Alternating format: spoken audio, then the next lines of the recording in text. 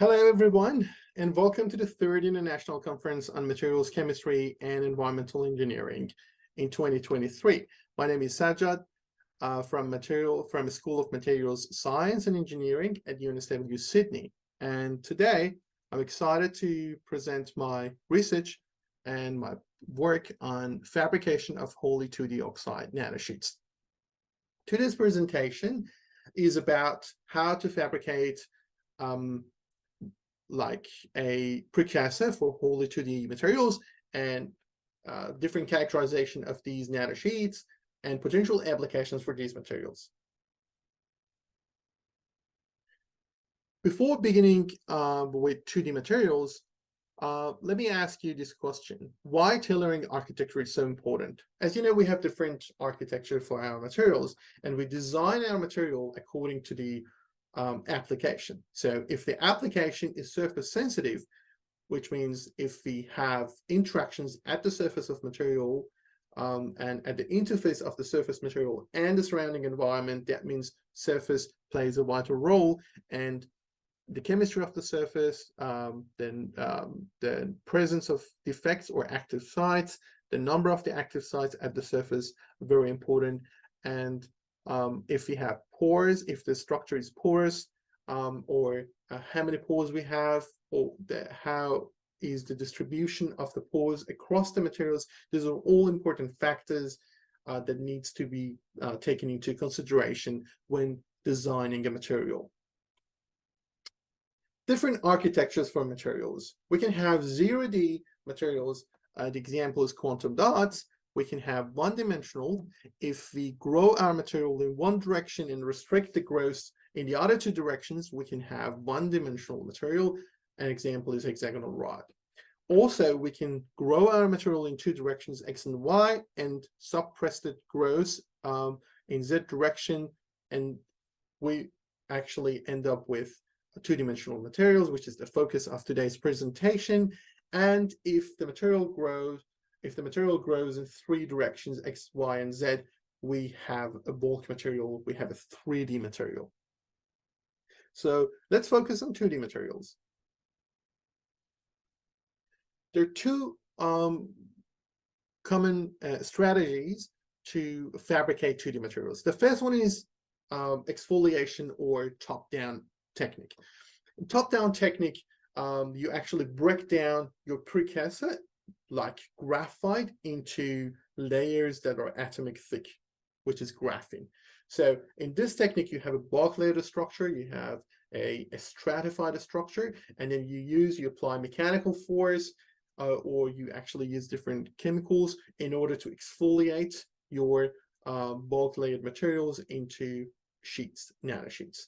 So different techniques like ball milling or ultrasonication are usually used in order to make nanosheets.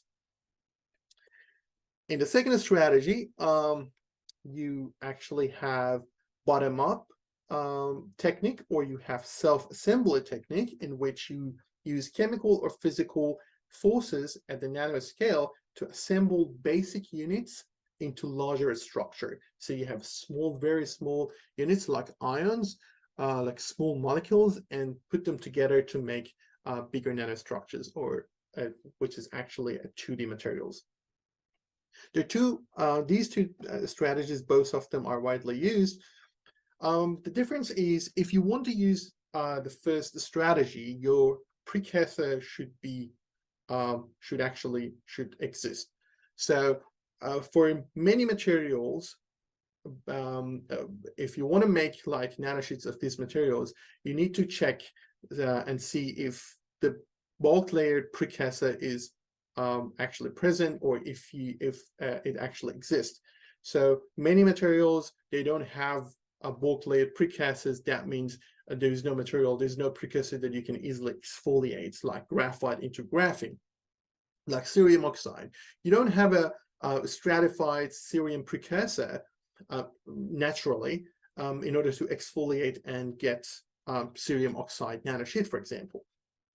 So, but in that case, if you cannot use the first strategy, then you need to take the second strategy, which is the bottom-up self-assembly. But restriction or the limitation of this technique is that you need to use different chemical agents, and also the fabrication, it's low yield, so you cannot make a large amount of samples typically using this technique.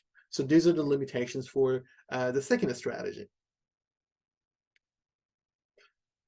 Regardless of the technique and the strategy you take in order to fabricate your 2D materials, 2D materials are interesting materials for energy and environmental applications. This is because they have high surface to volume ratio, they have high exposure of structural defects, they actually have short diffusion paths for charge carriers, and there is a minimal electron-hole recombination with these materials because of the atomic scale thickness of these materials. But the limitation is that they suffer from irreversible restacking. If they restack to one another, it's irreversible, so you cannot exfoliate them again in most of the cases, and that actually kill the active sites at the surface of nanosheets and deteriorate the performance and functionality of the materials.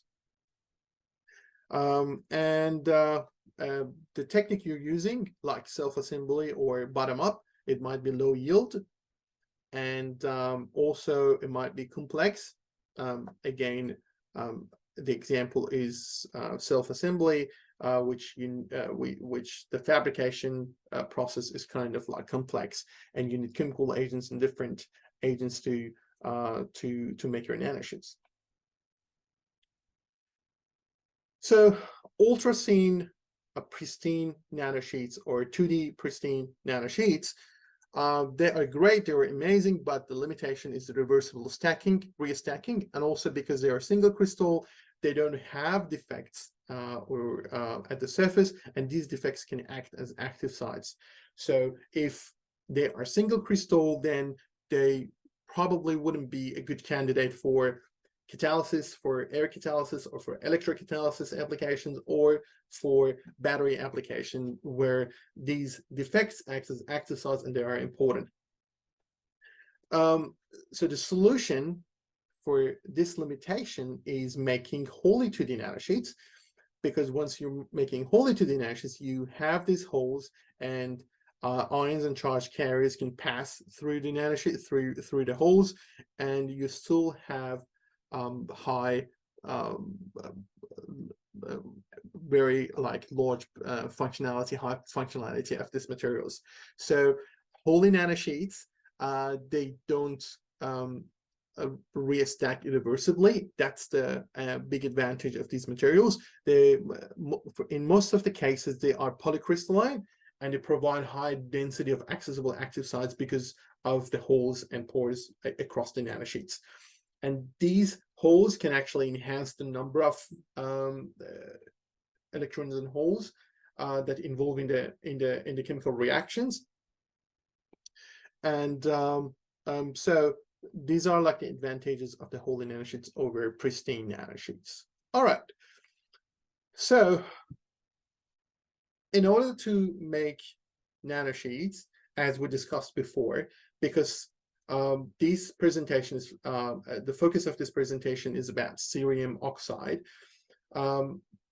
We know that we don't have stratified precursor for cerium oxide. So the only strategy to make cerium oxide is using bottom-up and self-assembly technique. But this presentation is going to introduce a new technique, a new strategy to make Holey 2D nanosheets of cerium oxide. So first of all, we're going to talk about fabrication of new precursor. These hexagonal nanotubes that have been grown on FTO substrate, fluorine doped tin oxide. And the left figure is the top view of SEM images, and this is the high magnification of SEM images. As you can see, the thickness is around 200 to 400 nanometers, and the diameter of the hole is around 3 microns. So they actually grow on FTO substrate or ITO substrate up to 40 microns, which is really large. And These hexagonal nanotubes are cerium-based coordination polymers. Because actually these are new materials, we actually go through the characterization, how we characterize these materials. In this slide, we'll talk about Hubert diagram. Hubert diagram is a diagram where in which you can see aqueous stability of a species. And it actually shows redox potential of each reaction as a function of pH. Because we used electrochemistry in order to make cerium-based coordination polymers, I call it CCP. I showed this one in order to justify the technique that we used. As you can see from the Hubert diagram, the blue shaded region is the region where we have a water which is stable. We have stable water. If you cross the top line, you start creating oxygen through oxygen evolution reaction, which is this reaction. That means the water is not stable, and the reaction is oxygen evolution. And if you cross the bottom line, you have hydrogen evolution reaction. So in 99% of electrochemistry deposition, you need to be within this blue shaded region. But in our experiment, we crossed this line and we created a lot of oxygen at the surface of FDO, which was the working electrode. So these a large amount of oxygen produced at the surface of FDO reduced the pH significantly and shift the reaction towards this way. So because the aim of the experiment was to make these 3 unsaturated cerium-based species. So these unsaturated species, they are unstable, super unstable, and you cannot get them in equilibrium condition. So the whole strategy was making this unstable, and at the same time we have negatively charged ligands in the aqueous solution, so they can actually bond with these unsaturated positively charged species to make cerium-based coordination polymer. And that was the rationale of the electrode deposition technique that we used. The preliminary idea, or the primary idea of this technique, was published in Nature Communications 2019, where we actually used proton in order to create lots of oxygen vacancies in our ultrasyn CeO₂ structure. And it's actually used for pseudocapacitancy application. So not only we created oxygen vacancy at the surface, but also we made a lot of oxygen vacancies within the bulk, using the technique for electrochemistry. And the fundamental study was all about aqueous chemistry, which is all present in this paper. All right, so once we applied, once we use electrochemistry, this actually shows the current density, how the current density changes over time of electrode deposition. At the beginning, we had a large current density owing to the generation of oxygens at the surface of working electrode, and when initial nucleation of cerium-based coordination polymer happens, the current density drops dramatically, and then we have the growth of cerium-based coordination polymer at the surface. It's very quick, and within half an hour you can cover the whole surface of FDO by hexagonal rods or hexagonal tubes of CCP. This is the molecular structure of the CCP, because obviously this is a new structure, and with there was no data and information or structural data available in different references. So we had to simulate the data, and also we had to get preliminary results from XRD and neutral diffraction, and then merge them with simulation and make this molecular structure. So this is the relaxed structure of the smallest possible CCP unit cell as the building block for constructing more realistic structural model. And this is the last, this is like the final relaxed structure of CCP in itself. All right, so we made this precursor. So what is the application for this precursor? Where we use this precursor? As you can see from the SEM images of these hexagonal nanotubes of CCP, and this is the TEM, we have layered structures. That means if we exfoliate, if we apply mechanical force to this stratified hexagonal nanotubes, we probably get nanosheets, which is the case. We got nanosheets. After 4 minutes stirring, and then after 8 minutes, we completely exfoliated the hexagonal tubes into nanosheets of CCP. Then we actually oxidized CCP into cerium oxide. So this is a kind of in situ conversion and oxidation, or I should say exfoliation and oxidation. So we have hexagonal nanotube of CCP, we first exfoliate, and simultaneously we convert this nanosheet into oxide, we convert this CCP nanosheets into oxide nanosheets. The molecular structure, schematic of the molecular structure shows here. First, we have bulk layered of CCP, and we have very weak van der Waals bonds between the layers. So we have interlayer bonds, which are very weak. We have intercalation of water, and from the other side, we have deintercalation of protons from the structure that facilitate the exfoliation of CCP nanosheets, and the thickness of each nanosheet is around 1.1 nanometer.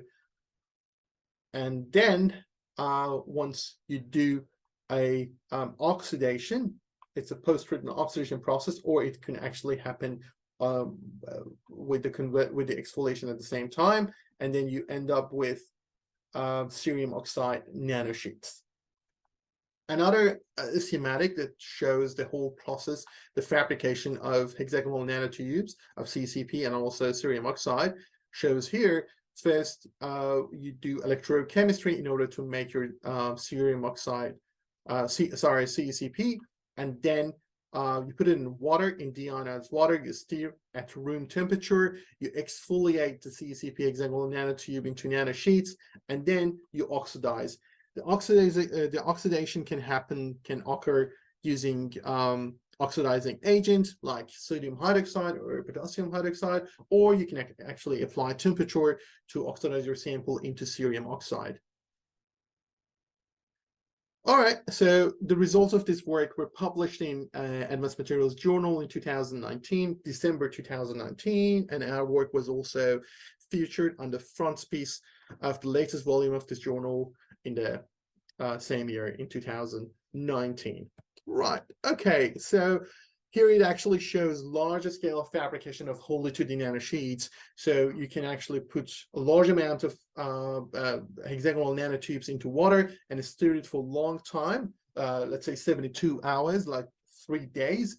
And then you can slowly add oxidizing agent like NaOH or KOH, and it gives you a large amount of nanosheets, as you can see in SEM images. And this is cerium oxide that you can finally get from the CCP nanosheets. So in this slide, we have HAADF images and EELS spectra of Holey 2D nanosheets. If you have a close look at these nanosheets, they are all porous. They have pores within the range of between 2 and 5 nanometers. So we have mesopores, and also the crystallites are very small, and we have lots of grain boundaries here. But more interestingly, if you go to the high resolution HAADF imaging, you can see metal vacancies in the structure as well. Apart from that, the EELS spectra results show that we have a large number of, we have a high concentration of oxygen vacancy defects in our system, and that can calculate according to the number of C3+ and C4+. So The larger the number of C3+, the larger number of oxygen vacancy we're expecting to have in our structure. Okay, so the fabrication of CECP is not just limited to cerium, but it can actually expand to other materials as well. So this is very applicable. So we applied this fabrication technique to zirconium, and we made zirconium-based coordination polymer, as you can see here, and we exfoliated, similar to the process that we use for CECP, and also we made titanium coordination polymer.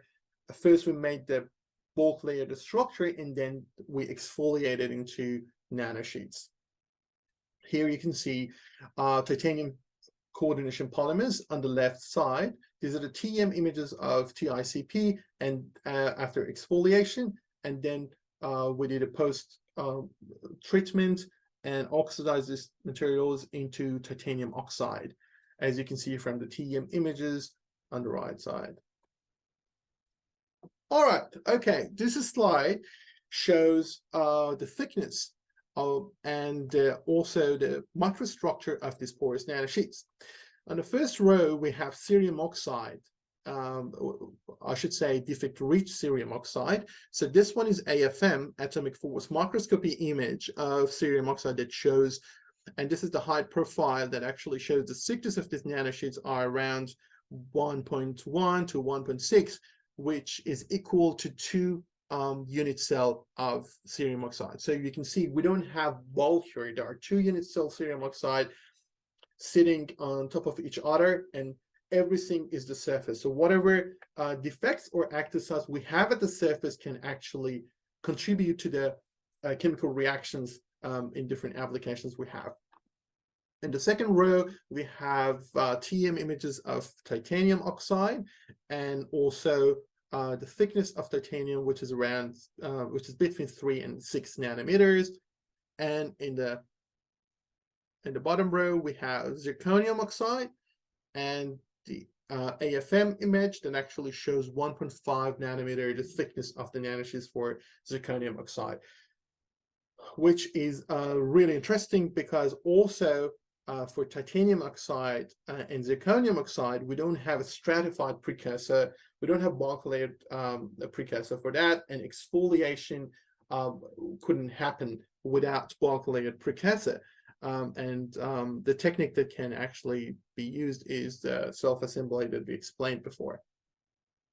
So this is not the end of the story. You can actually use these nanosheets and apply or dope or actually decorate these nanosheets with different materials. In the first figure on the left column, we have cerium oxide nanosheets, which is decorated with iron oxide at the surface. As you can see from the EDS image, we have cerium, and then we have iron, which is homogeneously distributed across the cerium oxide nanosheet. And this is Raman results that actually prove the presence of iron oxide in the form of hematite and magnetite.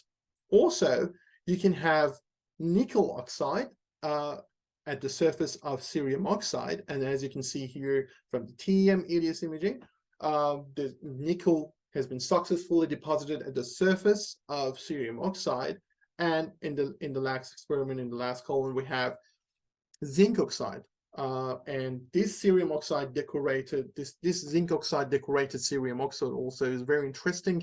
We used electrostatic interaction principle in order to attract positively charged ions of these transition metals, iron, nickel, and zinc, in order to be deposited at the surface of negatively charged cerium oxide. So again, we used aqueous chemistry technique in order to make heterojunctions of different transition metals with cerium oxide. Here we actually show the results for the electronic band structures. On the left side, we have UV-Vis band gap results, and for cerium oxide, for iron oxide, decorated cerium oxide, for nickel oxide, decorated cerium oxide and for zinc oxide decorated cerium oxide. So as you can see, the band gap, which is the gap between the valence band and conduction bands in electronic band structure, can change according to depending on different decorations and heteroatoms that we have. Also, by using XPS, you can measure the distance between valence band and Fermi level. And also you can see here that the gap between valence band and Fermi level can vary according to the introduction of different heteroatoms. So how we can use this information? So this is the electronic band structures that can be tailored using different transition metals. This is for pristine cerium oxide. The gap between valence band and conduction band can be achieved by UV spectroscopy. And the gap between valence band and Fermi level can obtain using XPS results. And the gap between vacuum, or the work function, which is the gap between vacuum and Fermi level, can actually obtain using KPFM, which is Kelvin prop force microscopy. So using these three techniques of UV-Vis, XPS, and KPFM can deliver or can actually show the whole structure, the whole electronic band structure of our material, which are really critical factors when using for different applications. As you can see here, the band gap of cerium oxide is 2.89, but this band gap changes significantly by introduction of iron oxide, nickel oxide, and zinc oxide. And in this work, we actually use this material for photocatalysis application, and it shows that the performance can significantly improve using iron oxide, nickel oxide, and zinc oxide on top of cerium oxide. Well, okay, so at the end of this presentation, I want to draw your attention to the benefits over the use of materials-derived MCPs. MCPs is metal-based coordination polymers. So, first of all, you can have two-dimensional materials. Second, you can actually control and tailor the defects in your structure. It is cost-effective because it occurs at room temperature. It's a low-power electrochemistry use, and if you want to do oxidation, you just need oxidizing agent like NaOH or KOH, or you can actually apply temperature. So very easy, simple, controllable, and reproducible. And you can also apply this technique to a wide range of materials, and also use this material for a wide range of applications, from sensing, gas sensing, for electronic devices, for air catalysis, electrocatalysis, and energy storage.